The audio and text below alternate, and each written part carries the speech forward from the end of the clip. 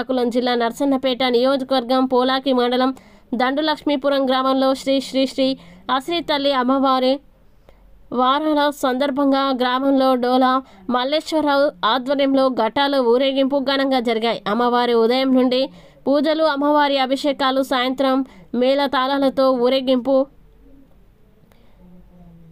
జరిగినది. ఈ కార్యక్రమంలో గ్రామ పురజనులు, భక్తులు తదితరులు పాల్గొన్నారు.